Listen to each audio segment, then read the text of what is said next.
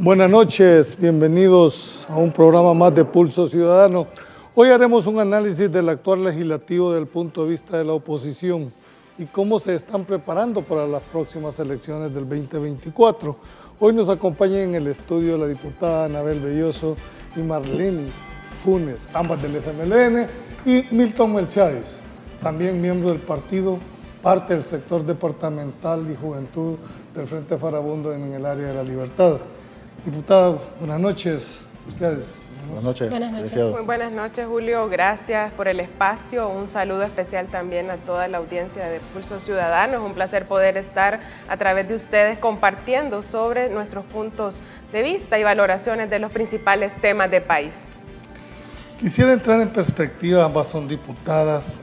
Entiendo que tú estás en la Comisión de Reformas Electorales, Marlene en la de Obras Públicas, pero quisiera ver cómo evalúan ustedes a este momento el hecho de estar, dijéramos, en minoría frente a toda una bancada que lógicamente tienen el poder de decisión, ¿verdad? Porque en la Asamblea juega la aritmética legislativa.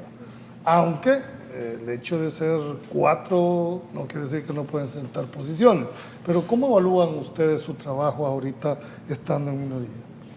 Bueno, al menos desde el inicio de este periodo sabíamos perfectamente que había una correlación que no se había visto desde la firma de los acuerdos de paz, donde un solo partido puede tomar decisiones. Sin embargo, desde el primer día también ese partido, Nuevas Ideas, fue, digamos, claro en mostrar la dinámica que iba a implementar en la Asamblea al imponer esa correlación, incluso en decisiones fuera del marco legal, en contra de la misma población salvadoreña, y ha sido, digamos, la tónica de la agenda legislativa. Y prácticamente en ese escenario tampoco en ningún momento, al menos, ¿verdad?, desde nuestra función, abandonamos el carácter primero de ejercer contraloría, que creo que es importante recalcar que cuando se pierde esa característica propia de un órgano de Estado que debe ser contrapeso del otro órgano o de los otros órganos, al menos más allá de la correlación que exista, debe ejercerse esa contraloría, debe hacerse voz, denuncia permanente ante los abusos, ante aquellas decisiones que van en contra de la gente. Pero a la par también desde el primer momento, al menos en esos puntos coincidíamos mucho con la compañera en aquel momento también al inicio del periodo, Dina, en el sentido de ser propositivos. Creo que a pesar de las correlaciones siempre hay que proponer y creo que esa dinámica es importante mantenerla porque al final la gente espera que cumplas ahí el rol, además de una plataforma legislativa con la que te presentaste para el proceso electoral. Entonces ha sido así. A pesar de esa correlación, creo que se ha ejercido, digamos, desde esas dos vías. Acá también Marlene podrá dar una valoración, pero sin abandonar ese carácter que es propio de la función legislativa, aunque la mayoría en ese espacio esté nada más cumpliendo una agenda dictada por la Presidencia de la República y lleguen únicamente a apretar el botón por lo que les mandatan que deben hacer. Marlene, ¿cuál es el rol que debería de jugar entonces la oposición? Fíjense que cuando definimos la oposición no solo hablamos en el caso del FMLN. El papel del FMLN debe de ser vigilante, garante y además tener un papel de denunciar las cosas que se están haciendo mal. Un diputado puede ser del FMLN, pero ese diputado debe de estar comprometido con decir lo que está pasando en esa asamblea legislativa, que aunque se venda como algo bueno, en realidad va a traer graves daños a la población. Nosotros sabemos que para aprobar una ley se necesitan 43 votos, pero eso no nos quita la facultad que tenemos como diputados también de proponer. Y debo decir que la actual Junta Directiva de la Asamblea Legislativa nos está violentando el derecho que tenemos constitucionalmente como diputados, porque hemos hecho iniciativas puntuales y no las bajan al Pleno Legislativo y mucho menos las llevan a discusión a las comisiones que deben estar, cuando el reglamento interno de la Asamblea Legislativa establece cuál es el procedimiento. Presentamos en ventanilla la iniciativa, luego se recibe Junta Directiva la agenda y ni siquiera eso han hecho. No la manda a la comisión. No la manda a la comisión. ¿Y por qué no lo hacen? ¿Cuál es el miedo que le tienen a la oposición? ¿Por qué? Porque son propuestas reales que de verdad pueden ayudar no solo en la crisis económica, sino también en otras situaciones que de verdad pueden ayudar a la gente. Y yo quiero hacer la denuncia, Julio, en este programa porque nosotros hemos presentado por escrito a la presidencia de la Asamblea Legislativa que nos explique por qué, cuáles son las causas legales por las cuales no bajan nuestras iniciativas al Pleno y posteriormente son enviadas a la comisión. Porque así como ellos son diputados, nosotros también, tanto los 86 diputados propietarios como los suplentes, tenemos iniciativa de ley y ellos nos están violentando ese derecho al no permitir que nuestras iniciativas lleguen a las comisiones, que las dejen pasar y si las van a mandar a archivo porque tienen los votos, que lo hagan, pero que se cumpla el proceso legal. Claro, ellos están acostumbrados a quebrantar cualquier proceso legal en nuestro país y la Asamblea Legislativa no es la excepción. Tú como miembro, dijéramos, de la juventud del partido Farabundo Martí, ¿cómo estás viendo el rol que están desempeñando tus actuales diputados? Porque hay un perfil del diputado tradicional, pero hemos visto en el caso de tus dos compañeras que han sido, dijéramos, consecuentes con sus posturas, que aunque sepan que están en minoría, han sido, dijéramos, coherentes con la forma que han venido. ¿Cómo ven ustedes como juventud, como relevación, mejor dicho, a un aspirante a cargo de elección popular?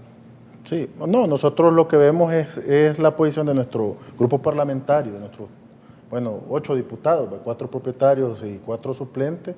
Vemos que, han sido proactivos, aunque somos minoría en la Asamblea Legislativa, pero se han dado propuestas, y lo que decía la compañera, propuestas reales donde de verdad caminen a verdaderas soluciones, siguiendo los procesos legales.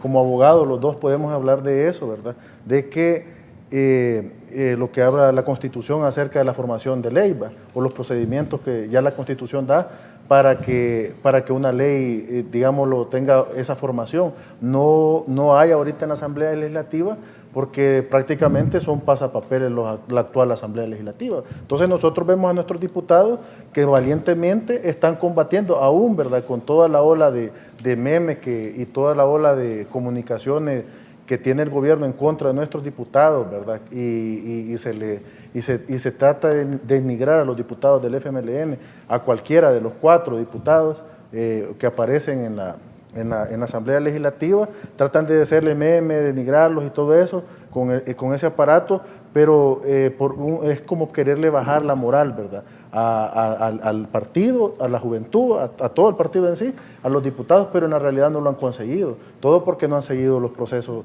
indicados. Diputada, se dice de que dentro de la Asamblea Legislativa mucha de la crítica que se le dio a la anterior legislatura fue la famosa falta de discusión en los procesos de iniciativa de ley, de esos madrugones que la población estaba cansada. Pero, ¿cómo evalúan ustedes? ¿Se está cumpliendo? ¿Hay un cambio sustancial en este tema? Porque la Constitución es clara, todo proyecto de ley después de discutido y aprobado. O sea, no es que es potestativo de ustedes como diputados. ¿Hay discusiones en los proyectos de ley? No, el carácter deliberativo de la Asamblea Legislativa se ha perdido. Hay que señalar que se hace un uso abusivo de figuras como la dispensa de trámite, a pesar que existe jurisprudencia suficiente para establecer los criterios en los cuales hay un carácter de urgencia que amerite que un tema es modificada la agenda en la plenaria y ese mismo día. Y no era así antes, diputada. Pero también nunca se ha visto en la forma en la que ahora existe. O sea, al final, una plenaria, no recuerdo hace cuánto, hubo más de 17 dispensas de trámite. De temas complejos. O sea, hay una dinámica instaurada que únicamente puede tener a la base el objetivo de que la población ni cuenta se dé de cuando aprueban las cosas y que van justamente en contra de los intereses de la gente, de las grandes mayorías, porque aun cuando se finge que hay procesos de discusión o que se incorpora una pieza de correspondencia con modificación de agenda y que se llame a comisión, no se da un real debate sobre la base de argumentos. Al final, prácticamente se está aprobando y avalando las cosas tal cual llegan y que generalmente vienen dictadas desde la Casa Presidencial. Hay incluso una dinámica, digamos, desde las comisiones poco activas, ¿verdad? Las comisiones en el rol que deberían estar jugando, que es el espacio justamente para deliberar previo que un dictamen baje al Pleno, no lo están haciendo. Se ha perdido eso. Y no es sobre argumentos que se rechaza algo, como lo dije al inicio, sino que es únicamente porque no hay criterio propio y además que tampoco pareciera que les dejan tener opinión propia sobre la base de los diferentes temas, sino que cumplen la agenda que está dictada desde el gobierno. Marlene, ¿tú es tu primera legislatura? Sí, como diputada propietaria, sí, fui suplente el periodo pasado. Sobre su pregunta, hay un caso bien claro y yo reto a los diputados de Nuevas Ideas que me desmientan. Hace 4 meses se aprobó la nueva ley de transporte público terrestre en nuestro país y resulta que yo pedí la copia de ese expediente y me dijeron no se la podemos dar porque no aprobamos la que Capres mandó, sino que le hicimos unas modificaciones y hoy la está revisando Capres.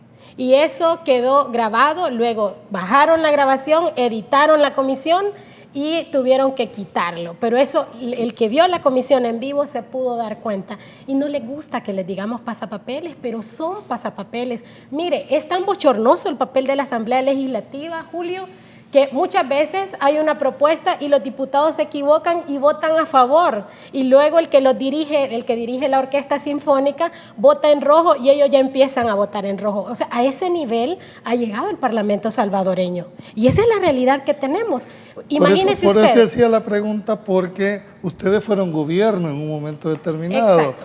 Y hacer partido de gobierno es precisamente eso, darle No siempre. soporte al Ejecutivo para que pueda, si no, ¿qué sentido tiene ser partido de gobierno? Es que no se trata, Julio, bueno, yo estuve la plenaria, la legislatura pasada y yo sí recuerdo que habían propuestas que llegaban del Ejecutivo y Anabel no me va a dejar mentir, pero se discutían con el grupo parlamentario y si el grupo parlamentario tenía alguna observación, tenía el grupo parlamentario esa autonomía de poder sugerirle al gobierno. Hoy lo que usted escucha es que el diputado Chacón, el presidente de la comisión, me dice, diputada, no le puedo dar la ley porque la están revisando en Casa Presidencial. O sea, cuando el proceso de formación de ley es que usted aprueba el decreto y luego si hay alguna observación, el Ejecutivo puede mandar la ley observada. Hoy es al revés y los que vieron esa comisión saben que esta servidora no está mintiendo. Son verdaderos pasapapeles, o sea, y ni siquiera un pasapapel que revisa, porque no puede revisar, sino que tiene que nada más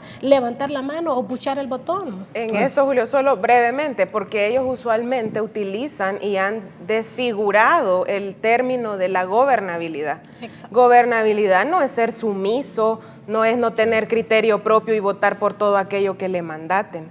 La gobernabilidad lleva implícita el ejercicio justamente de los roles que deben tener los órganos de Estado. Y yo solo pongo un ejemplo rápido durante nuestro gobierno. Por ejemplo, la ley de zonas especiales, económicas especiales. Ese fue un tema de debate que al final no prosperó dentro de la Asamblea Legislativa porque no había un pleno convencimiento en todo el grupo parlamentario de esa época, de ese momento, ante ese tema. Y pongo un ejemplo clarito y ahí está y la gente lo puede ver. Y así hay muchos más en los cuales nosotros, en el periodo al menos que me correspondió de la legislatura anterior ya como propietaria, no era únicamente bajar la cabeza y apretar el botón, aun cuando había cuestionamientos. ¿Alguna vez tuviste disidencia en votar negativamente?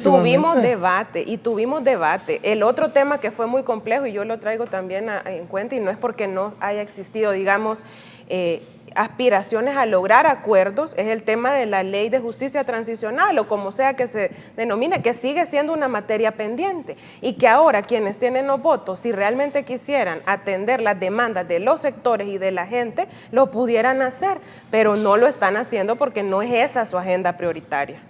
Bien, tengo que ir a un corte. Dame. Rapidito, para que usted vea el abuso de la dispensa de trámite. Una ley Bitcoin que se nos prometió que nos iba a catapultar y que nos íbamos a volver Singapur o Dubái. Se aprobó con dispensa de trámite. ¿Cuáles son los beneficios que tiene El Salvador de esa ley Bitcoin? Una ley que no consulta a las víctimas. En el caso del Mozote, que las mismas víctimas están diciendo esa ley no nos sirve. Entonces usted contrasta la publicidad del gobierno versus la realidad que tenemos y el papel que debería de jugar la Asamblea Legislativa no lo está cumpliendo, porque ahí o recibís la orden o sos expulsado, como ya fueron expulsados 2 diputados de la bancada oficialista. Tengo que ir a un corte comercial. Cuando regresemos quiero oír la opinión de Milton, sobre todo porque tú estás aspirando a un cargo, por lo menos vas a aspirar a un cargo de elección popular. Se habla mucho del tema de diputado. Quiero explorar cómo mirarías tú esa separación entre la obediencia y la disciplina partidaria. No nos cambie, ya volvemos.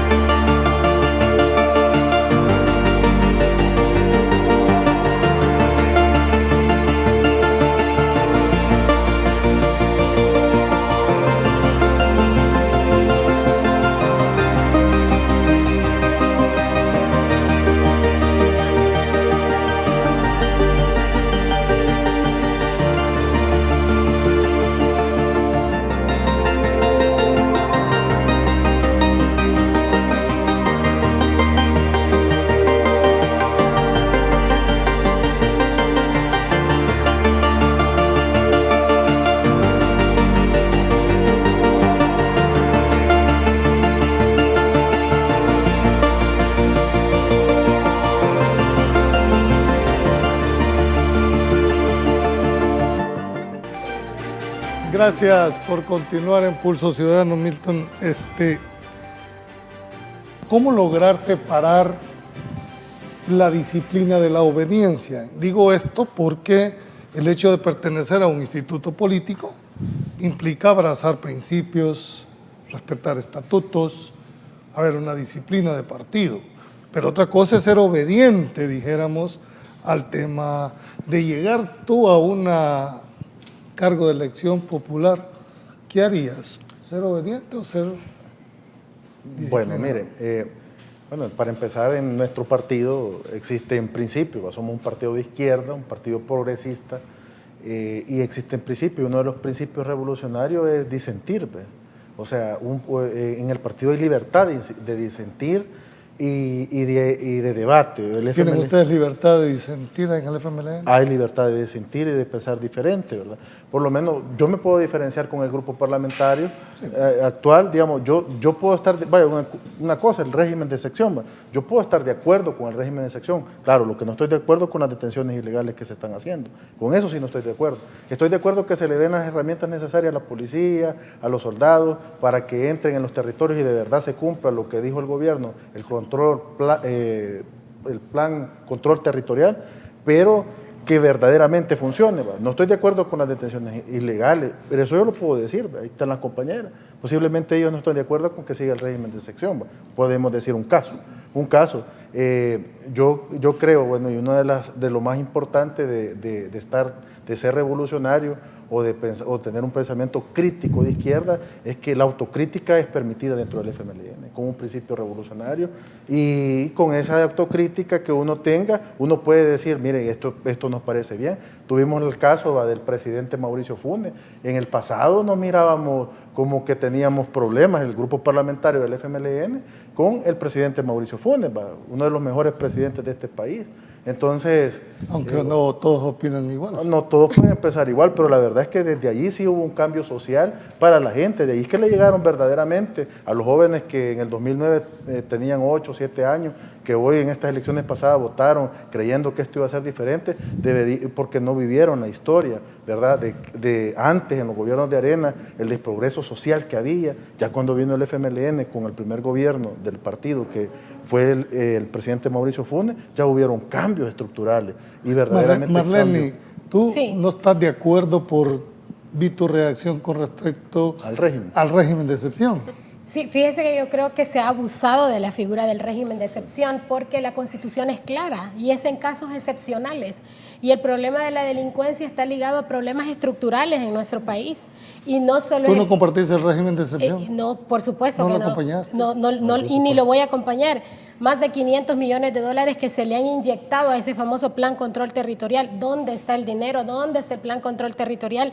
Y es más, los mismos diputados del gobierno y los aliados, los partidos que viven del gobierno, porque cuando gobernaba Arena estaban con Arena, cuando gobernaba el Frente estaban con el Frente, y dicen, ay, el FMLN hizo tal cosa, y se les olvida que ellos eran aliados del FMLN y que votaban con el FMLN. Imagínese usted que dice un diputado de Ghana, ya salieron 600 que eran inocentes y luego dice, todos los que están ahí son culpables. Ya sacaron libre al muchacho sordomudo que el papá hizo la denuncia y era inocente. Entonces nosotros no podemos estar de acuerdo con ese tipo de régimen. Y son tan ridículos que dicen, ay, los mismos de siempre. Lo mismo han hecho con el tema del fútbol, diciendo aquellos son corruptos y vamos a crear nuestra propia liga de fútbol. Y la FIFA los puso quietos. Lo mismo pasa con el tema de derechos humanos. Eso quiero... ¿Tú no estás de acuerdo tampoco con el régimen de excepción? No, hemos sido, creo que, muy categóricos en nuestra posición. Claro que debe combatirse el crimen, claro que debe ir detrás ¿No crees de que aquellos... es un instrumento que le permite al gobierno alcanzar los Es que objetivos? pareciera entonces que este gobierno, si no es con régimen de excepción, no puede hacer la plan y no puede cumplir su función de garantizar seguridad ciudadana a la Con los gente. instrumentos actuales, Este ¿no? gobierno desde el primer día tuvo las herramientas legales suficientes, la institucionalidad, además de los recursos para poder ejecutar realmente una política de cara a la seguridad ciudadana. Entonces, ¿qué pasó con el tan publicitado Plan Control Territorial? ¿Qué pasó el fin de semana de marzo cuando se dan los más de 80 homicidios? Es un secreto a voces, o sea, las investigaciones periodísticas han puesto en el centro un tema ante el cual el gobierno calla. Ahí es importante señalar este punto, porque miren, existe una ley de proscripción de pandillas. Si querían hacer reformas al Código Penal, pues lo podían hacer. Pero ¿qué hizo entonces este gobierno en estos 3 años?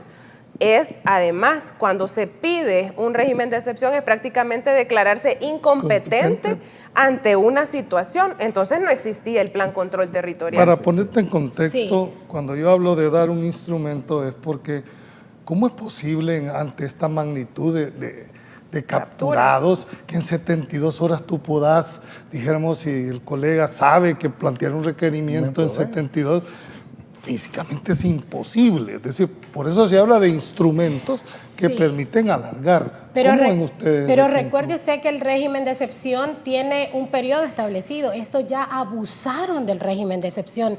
Recordemos, Julio, y recordemos, pueblo, reformaron la ley penal juvenil, reformaron el Código Procesal Penal, reformaron la ley de la carrera judicial para mandar a la calle a cientos de jueces que no iban a seguir órdenes de ellos. Tienen los recursos, ¿qué más instrumentos quieren? Miren, son tan inútiles los del gobierno que cae una tormenta de 3 horas y hay que declarar estado de emergencia por la tormenta. Hace 4 días volvió a llover, la colonia Santa Lucía se volvió a inundar. ¿Por qué no declararon emergencia entonces? Son temas publicitarios. El régimen de excepción sí es bueno, pero han abusado. Yo no estoy diciendo de que no es legal, pero oiga bien, cuando inició el régimen de excepción, los motivos existían. 80 homicidios, y ojo con esto, cuando hay 0 homicidios, ¿qué nos dice el gobierno? Es gracias al plan control territorial. Ajá, 80 homicidios, fracasó el plan control territorial. No, dicen ellos, no puede ser, tenemos que ser coherentes.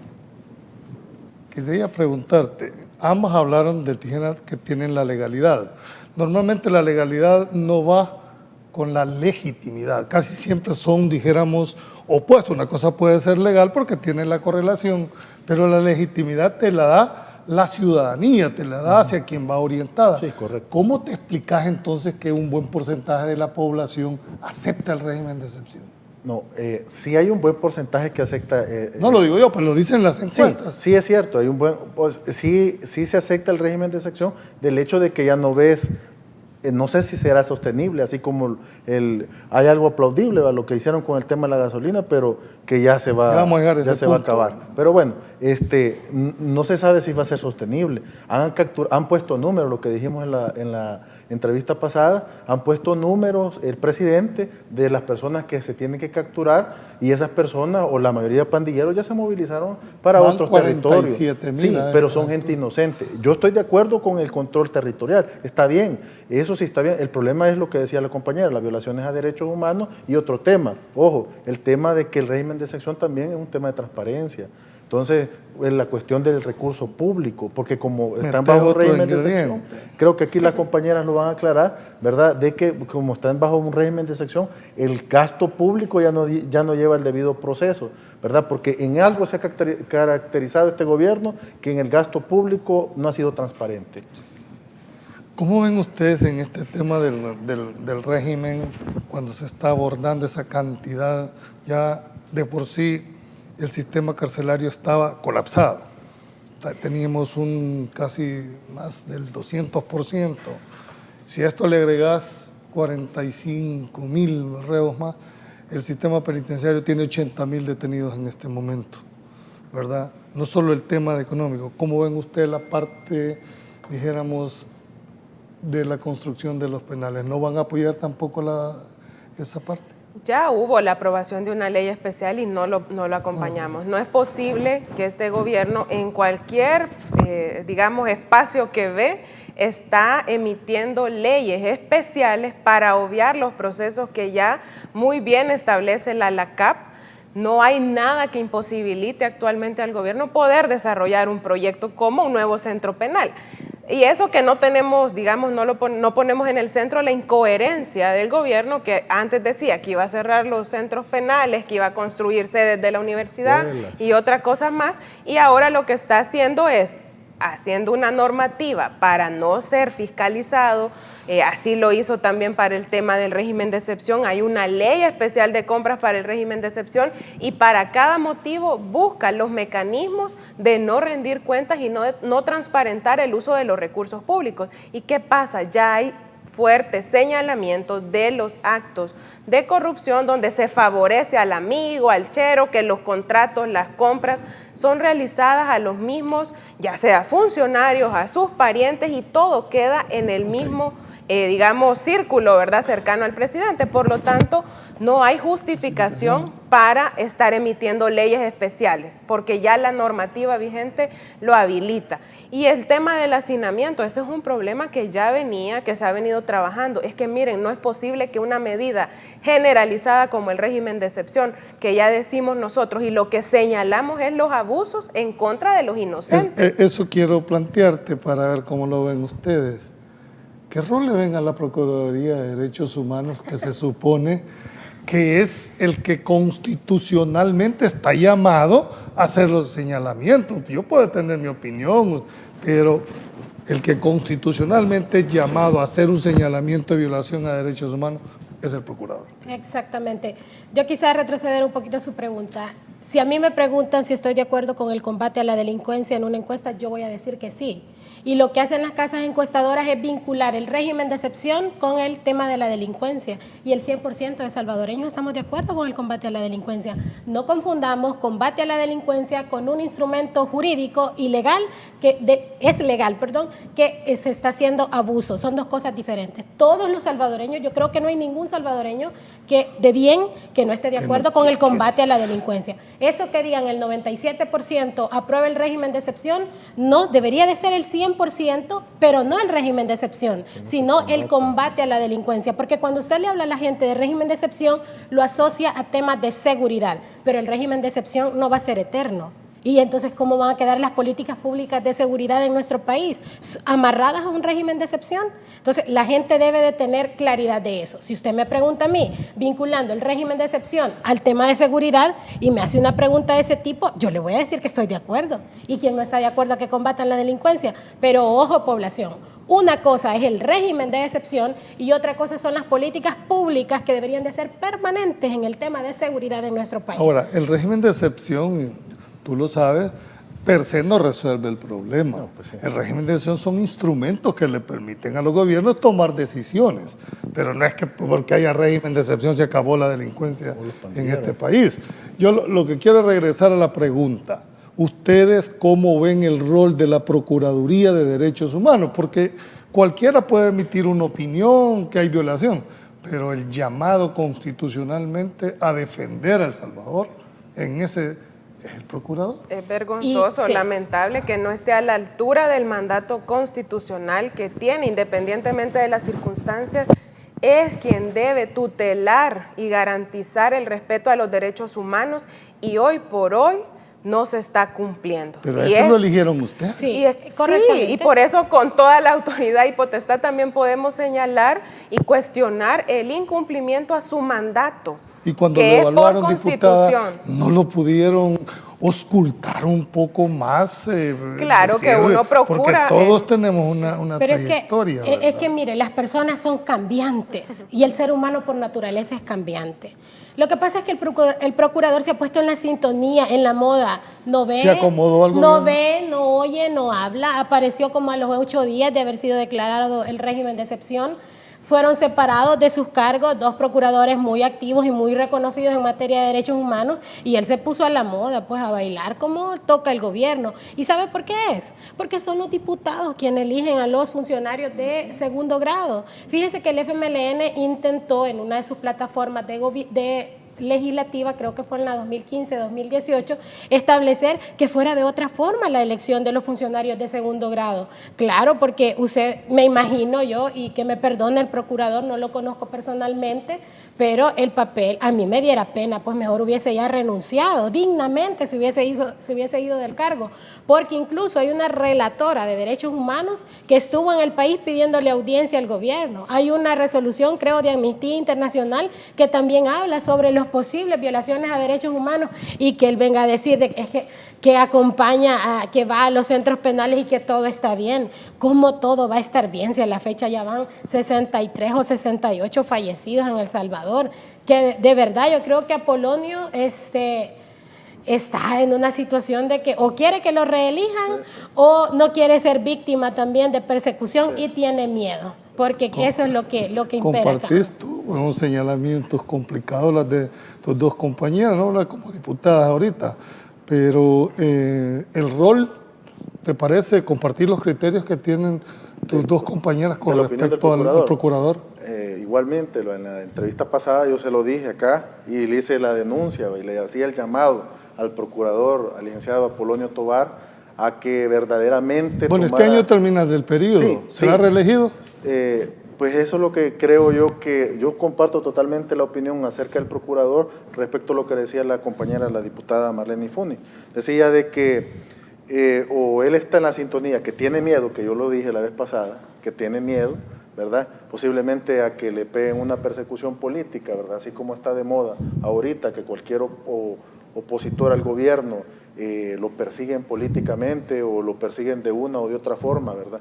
O lo que decía también, ¿verdad? Que posiblemente esté queriendo buscar una reelección, ¿verdad? Que cosa que creo que no va a pasar, ¿verdad? Ellos van a poner gente de nuevas ideas. Hay que aclararle esto, el fiscal, los funcionarios de segundo grado, la Constitución establece que tienen que ser personas que no tengan vinculación partidaria, usted lo sabe, cosa que jamás en este país ha existido.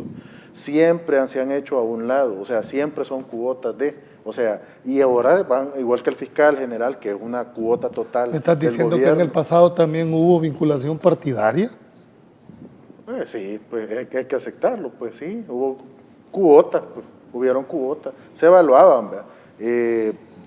Porque si se empatizaba de uno o de otro lado, que casi siempre Arenas que tenía la fiscal. Bueno, nunca el FMLN o un funcionario de izquierda, porque no debería ser así, porque aún la Constitución ahí se contradice con el artículo 3. Entonces, de que debe tener puede tener su corazoncito para el lado que quiera, pero tiene que hacer lo que dice la ley, ¿verdad? Lo que ya establece el mandato constitucional. Quiero cerrar ya este tema aquí. Hay un movimiento de izquierda llamado MIS, creo que se llama, Movimiento de Izquierda Salvadoreño, dirigido por el señor Huerta Raudales. Se atribuye que son verdaderos de izquierda. ¿Ustedes son el único movimiento de izquierda que existe en el país? Mire, al final creo que el único partido político de izquierda es el FMLN, eso está claro. Yo desconozco, o sea, no conozco personalmente a quienes están aglutinados en ese espacio, sin embargo, también sería prepotente decir de que todas las personas que se identifican, ya sea con un pensamiento, un programa progresista o de izquierda, actualmente se sientan identificados con el FMLN. Yo creo que ese es un escenario que obviamente lo tenemos claro y que es natural que en un contexto como en el que estamos surjan este tipo de expresiones. No sé, no conozco, digamos, cómo se están definiendo, qué valores, qué principios dicen que son los que los unen, ¿verdad? Sin embargo, es natural que surja, digamos, este tipo de movimientos o de expresiones, ¿verdad? Pero al final, sí, el único partido político actualmente de izquierda es el FMLN, eso no hay para dónde, pues sabemos el resto que está legalmente inscrito y solo el FMLN es un partido de izquierda, revolucionaria y democrática. Diputada, muchos dicen de que el FMLN desaparece en las próximas elecciones, que ya prácticamente solo está faltando para empujarlo a la tumba. ¿Cómo lo perciben ustedes ese tipo de señalamiento? No digo que sea cierto o no, sí. Estoy hablando del señalamiento que le hacen a que el FMLN está terminado. Fíjese que los que hacen ese señalamiento por lo general es la gente que está actualmente en el gobierno y usted lo escucha todos los martes de plenaria. Bueno, que se alegren ellos, porque si no saca diputados el FMLN van a tener más puchabotones. Pero el FMLN, independientemente de tenga o no tenga diputados, va a seguir siendo partido político si logra alcanzar concejales o si logra alcanzar alcaldes, o se va a seguir configurando como si lo desinscribieran, incluso va a ser un movimiento de izquierda. Si es que el FMLN no solo está para temas electorales, el FMLN es un proyecto de país, es algo más que eso, pues, o sea, yo les invitaría mejor a que aquellos que dicen el FMLN va a desaparecer, que no les preocupe, a los que le debería de preocupar es a nosotros, pero el FMLN, luego de los acuerdos de paz, no llegó ahí simplemente, antes de tener diputados, antes de tener funcionarios, ya éramos una fuerza beligerante y éramos una fuerza de izquierda. Si sacamos 0 diputados, felicidades para los demás que van a tener más puchabotones en la Asamblea Legislativa y no va a haber oposición. Pero yo tengo fe que por lo menos un diputado de oposición va a tener y ese va a alzar la voz. Pero el poder absoluto, porque sabe que le voy a decir una cosa, Julio y amigos, solo somos 3 o 4 diputados en el Pleno que nos atrevemos a decir las cosas como son. Y a esos 3 o 4 se le tira la avalancha de 60 y tantos que tiene el gobierno. Y digo yo, bueno, ¿y cuál es el miedo? Pues que le ponen sobrenombre, que le ponen aquí. ¿Y en qué les estorba? ¿En qué les molesta? ¿En qué les fastidia? Si el FMLN no saca diputados en la próxima legislatura, por eso no nos vamos a echar a morir, lo vamos a ver como una oportunidad. Incluso estamos en un proceso de reformar nuestros estatutos e ir más allá de ser una maquinaria electorera, y puede ser una oportunidad incluso para reencontrarnos con nuestros principios nuevamente y resurgir desde las bases. Pues si el FMLN no nació para tener diputados, eso es algo más, el FMLN es mucho más que eso, pues. Bien, tengo que ir al corte comercial. En esta segunda parte quisiera que entráramos. A ver, tenemos mucho que hablar, pero la verdad que el tiempo no alcanza. Ya regresamos.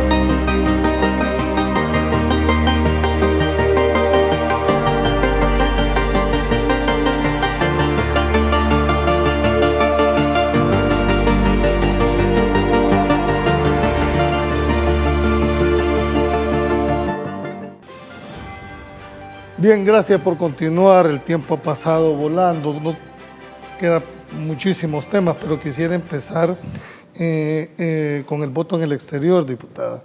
Tú formas parte, dijéramos, de la Comisión de Legislación o Reformas Electorales. ¿Cómo ven ustedes el voto en el exterior?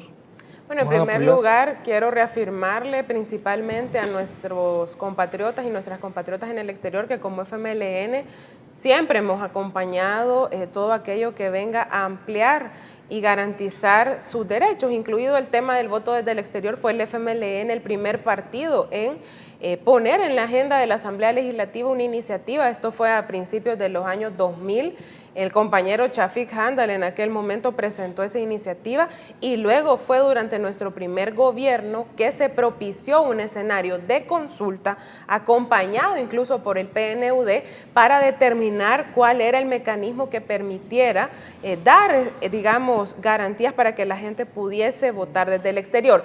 Pero también tenemos que tener en cuenta que todo proceso electoral tiene a la base la voluntad popular que se expresa el día de la elección, que tiene que ser traducido en un resultado y esa voluntad popular se debe cuidar. Y por lo tanto, ahorita la discusión, digamos, está en la comisión, se están escuchando al fin, ¿verdad? Porque es un tema que veníamos demandando y poniendo, digamos, la necesidad urgente de que quien implementa la ley y todas aquellas instituciones que tienen responsabilidades. Sí, se escuchó al tribunal hace 2 semanas y se ha aprobado que para esta semana llega migración, ¿verdad? Porque hay un elemento medular. Miren, primero, cómo se construye el registro electoral, que es la base para los padrones el día de la elección. Lo otro es cómo el votante hace valer o, digamos, o se identifica para poder votar.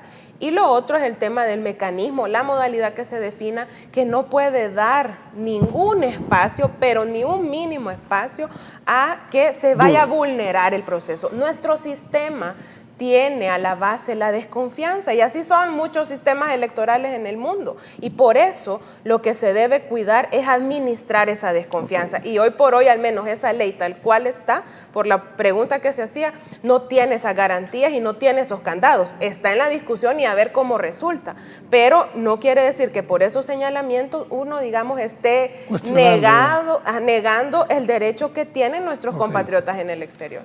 Diputada, ¿confían ustedes en el Tribunal Supremo Electoral? Fíjese, Julio, que nosotros con el tema del Tribunal Supremo Electoral tenemos ciertas dudas y estas dudas, por lo menos esta servidora, esas dudas han surgido a raíz de declaraciones que ha dado uno de sus magistrados. Dice él, hay un chat privado donde a mí me han excluido y él es magistrado, entonces ¿por qué excluirlo? Y también apenas la Corte Suprema de Justicia saca una sentencia, inmediatamente a los 5 o 10 minutos ya estaba una resolución del Tribunal Supremo Electoral sin siquiera quizás haber leído la sentencia o haberse reunido o haber deliberado. Y con el tema del voto en el exterior, si es que el voto en el exterior no es novedoso, la elección pasada hubo voto en el exterior y fue vía postal. ¿Cuál es el temor que tengo yo particularmente? Que vayan a buscar el mismo sistema del archivo wallet para votar y que sea un sistema fraudulento. Ese es mi temor. Yo más que desconfiar del Tribunal Supremo Electoral, desconfío del gobierno.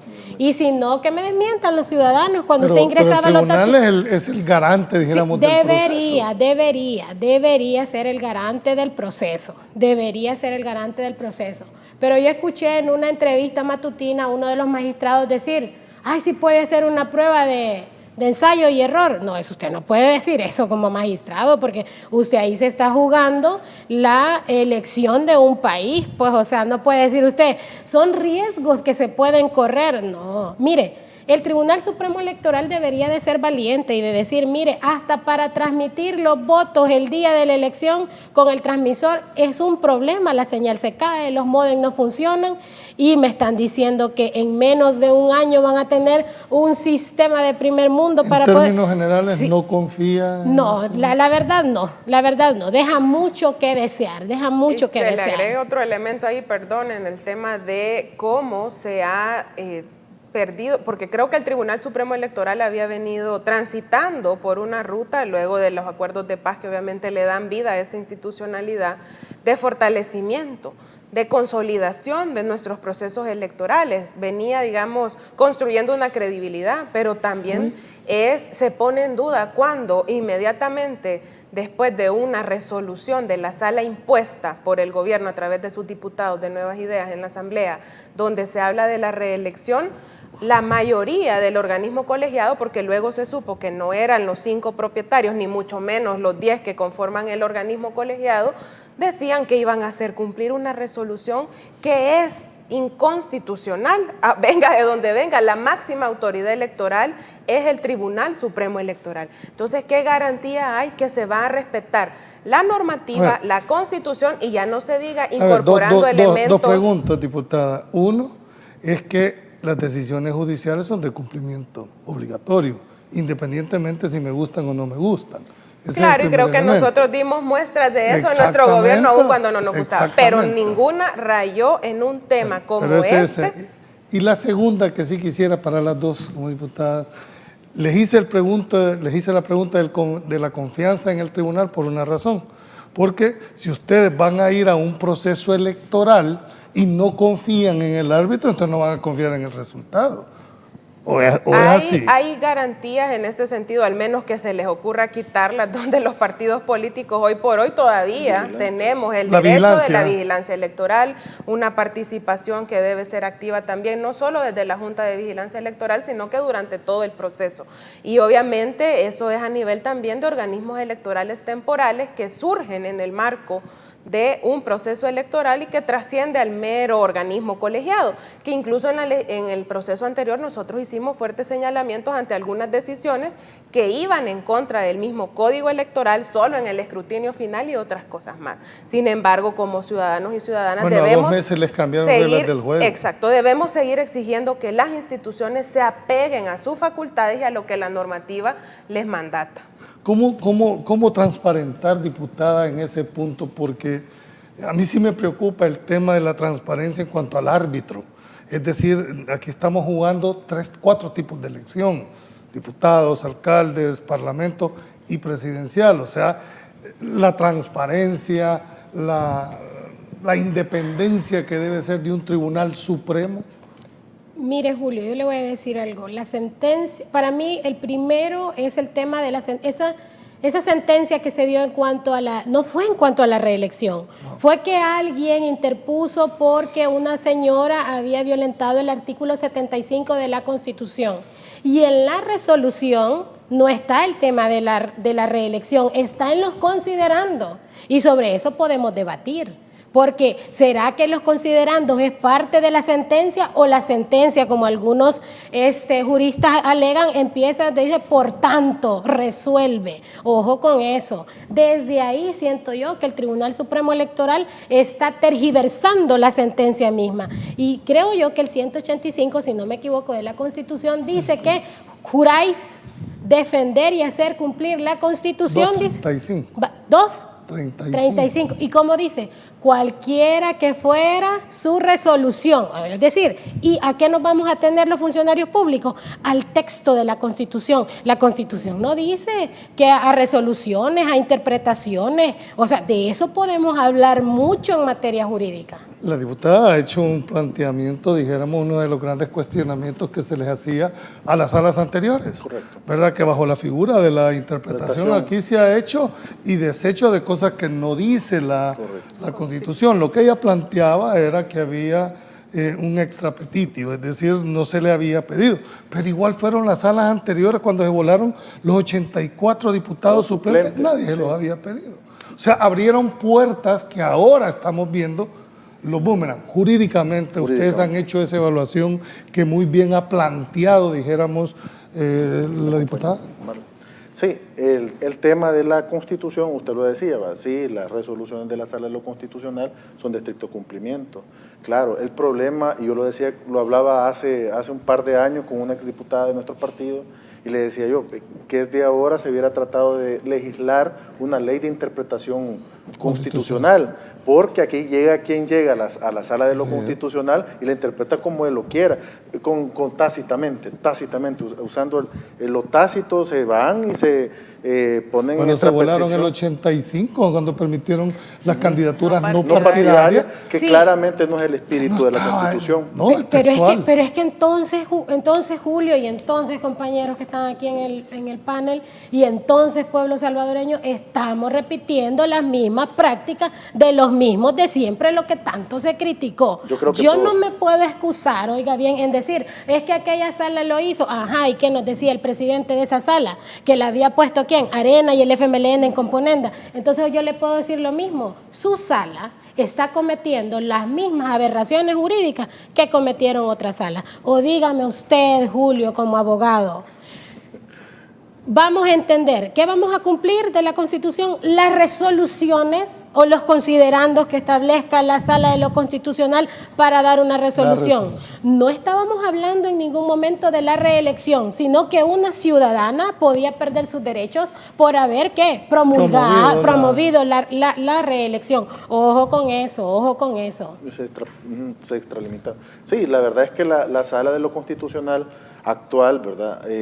Bueno, eso lo hicieron ya sobre petición, o sea, se extralimitaron de lo que se les estaba solicitando, pero bueno, el árbitro en este caso, que es el poder, ¿verdad?, en materia electoral, que es el Tribunal Supremo Electoral. ¿Confías o no confías? No se confía, no, totalmente, no se confía. Por total, yo no creo en muchos de los magistrados de ahí de la sala, del Tribunal Supremo. No hablo de personas, hablo de la entidad como organismo. No, está totalmente, no tiene objetividad, está parcializada con el gobierno. ¿Qué llamado harías? Ya pues tengo 2 minutos, uno para cada uno. ¿Qué llamado harías tú en el caso del voto en el exterior? Porque creo que nuestros hermanos en Estados Unidos y en cualquier parte tienen derecho a ejercer ese sufragio. No podemos delegitimar una acción por la desconfianza que puede existir. ¿Por qué no mejoramos la redacción para garantizar que efectivamente